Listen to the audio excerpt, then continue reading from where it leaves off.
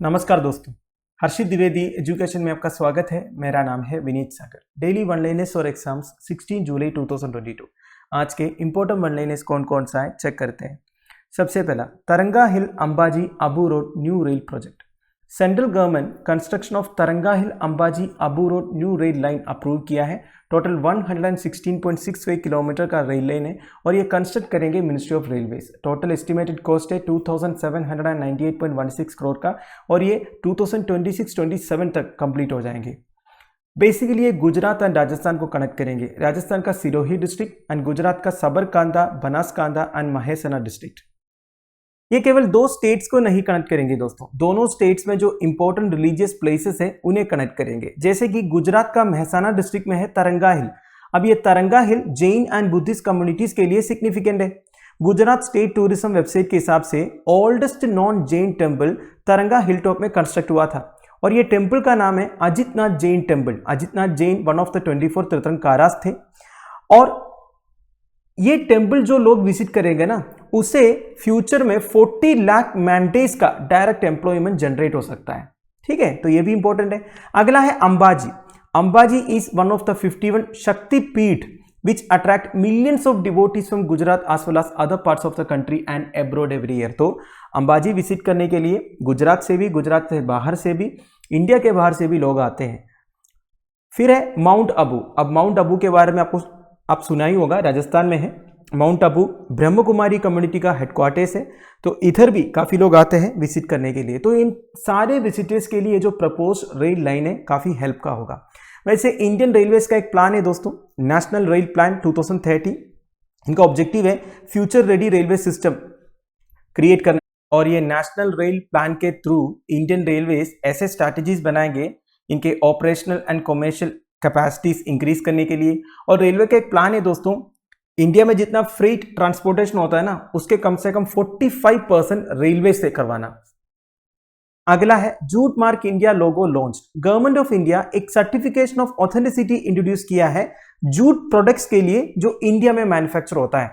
तो union textile secretary एक लोगो unveil किया है जूट मार्क इंडिया। तो ये जो लोगो है ये इंडियन जूट प्रोडक्ट्स को प्रोटेक्ट करने के लिए एंड प्रमोट करने के लिए काम आएगा। वैसे क्या होता है दोस्तों सर्टिफिकेशन ऑफ ऑथेंटिसिटी? देखिए, आपने देखा होगा ना, लोगो या ट्रेडमार्क जैसे कि कुछ प्रोडक्ट्स में उस कंपनी का लोगो रहता है। वैसे इंडिया से जितना जूट प्रोडक्ट्स एक्सपोर्ट होगा तो उसमें क्या होगा, ये लोगो इंस्क्राइब किया होगा, तो इससे पता चलेगा ये ओरिजिनल इंडियन जूट प्रोडक्ट है। समझ गए?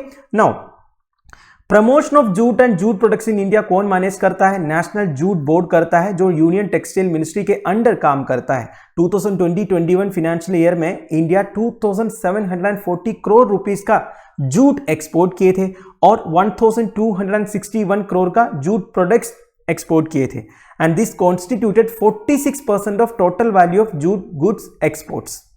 वैसे नेशनल जूट बोर्ड को गवर्न करता है national jute board act 2008 frame by the ministry of textile government of India और यह पार्लियामेंट में इनैक्ट हुआ था 12 फरवरी 2009 को। ठीक है, बस आप यही ध्यान दीजिएगा, नेशनल जूट बोर्ड को गवर्न करता है नेशनल जूट बोर्ड एक्ट 2008।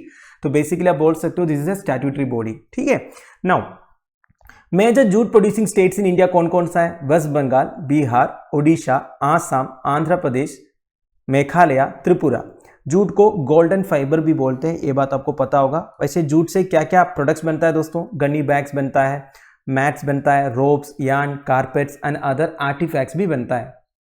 अगला है धम्मचक्र डे 2022। जुलाई 13, 2022 को president of India Ramnath Kovind virtually address किया है धम्मचक्र डे 2022 सेलिब्रेशंस, जो सारनाथ उत्तर प्रदेश में हुआ था।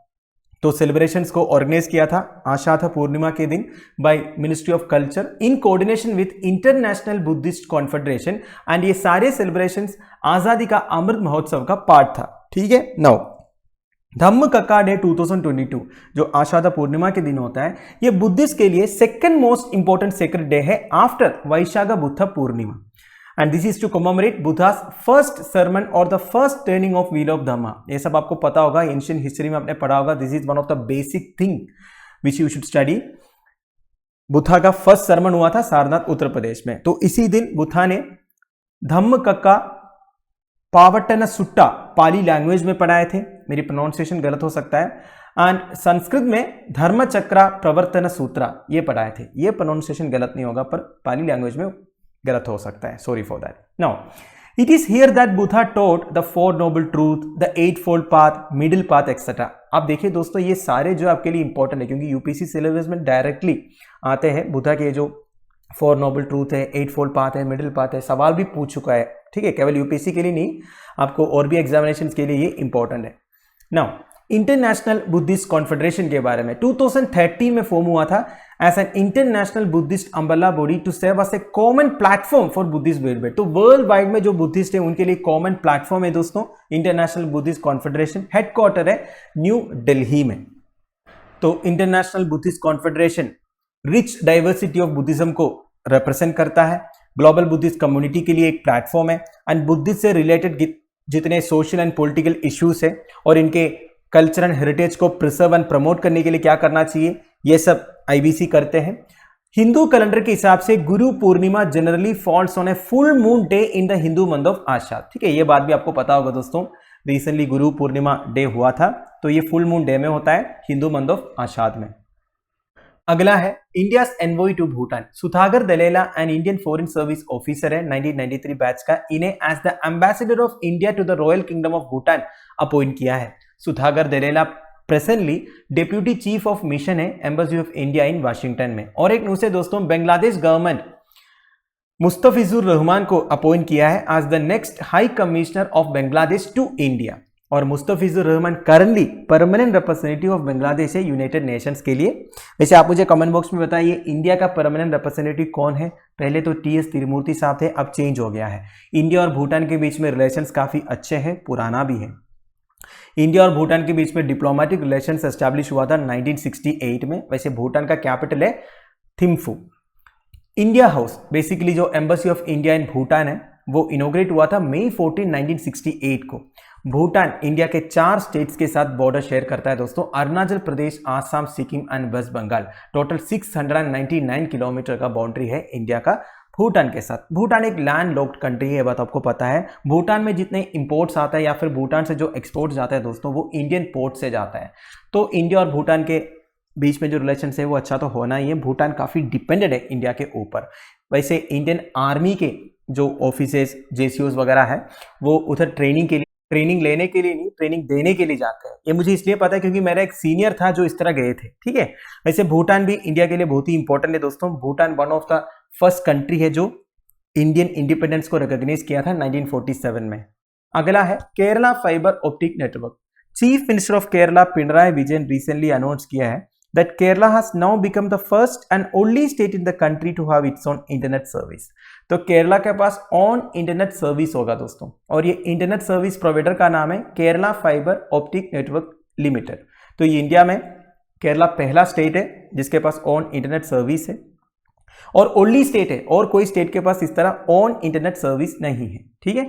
तो डिपार्टमेंट ऑफ टेली कम्युनिकेशन से इंटरनेट सर्विस प्रोवाइडर लाइसेंस भी मिला है Kerala fibre optic network limited को, ठीक है।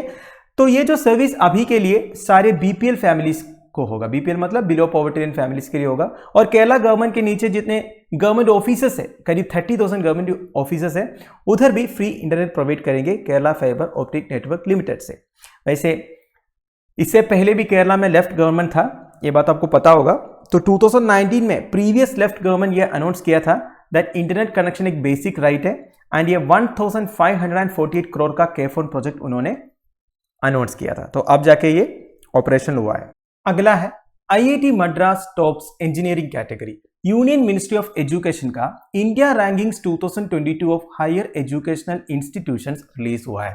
इसमें इंजीनियरिंग कैटेगरी में टॉप आया है दोस्तों आईआईटी मद्रास, ठीक है। और सेकंड पोजीशन में है आईआईटी दिल्ली, थर्ड पोजीशन में है आईआईटी बॉम्बे, और आईएएससी बेंगलुरु को बेस्ट यूनिवर्सिटी नेम किया है। Jawaharlal Nehru university and Jamia Millia Islamia from Delhi को सेकंड एंड थर्ड रैंक्स मिला है। अब देखिए यूनियन मिनिस्ट्री ऑफ एजुकेशन का एक नेशनल इंस्टीट्यूशनल रैंकिंग फ्रेमवर्क है दोस्तों, जो इंस्टीट्यूशंस को रैंक करते हैं। उसके लिए अलग अलग पैरामीटर्स ये लोग यूज करते हैं, जैसे कि teaching, learning, resources, research and professional practice, graduation outcome, outreach, inclusivity, perception, etc.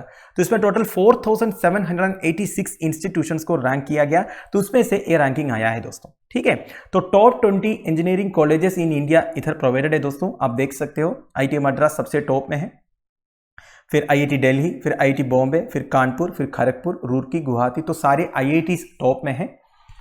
तो दोस्तों that's the end of it. I hope आपको वीडियो इन्फॉर्मेटिव लगा होगा। लेक्चर की पीडीएफ एज यूजुअल आपको टेलीग्राम चैनल में मिल जाएगा, जिसका लिंक नीचे डिस्क्रिप्शन बॉक्स में प्रोवाइडेड है। Thank you for watching, bye bye, have a nice day.